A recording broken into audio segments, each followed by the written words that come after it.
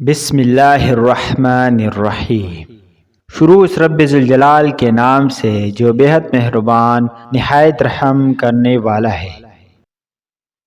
حضرت سیدنا خباب بن ارت رضی اللہ تعالی عنہ فرماتے ہیں، ہم نے نبی اکرم صلی اللہ تعالی علیہ وآلہ وسلم سے کفار کی شکایت کی۔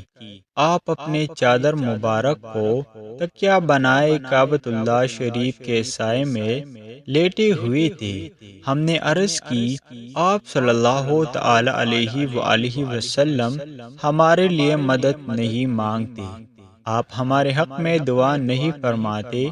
فرمایا، تم سے پہلے لوگوں میں سے کسی کو پکڑا جاتا، پھر ایک گڑھا کود کر اسے اس میں گاڑا جاتا، پھر ایک ارا لا کر اس کے سر پر چلایا جاتا اور اس کے دو ٹکڑے کر دیے جاتے، لوہے کی کنگھیاں پیری جاتی جو گوشت اور ہڈی تک پہنچ جاتی، لیکن اس کے باوجود وہ دین سے روگردانی نہ کرتا۔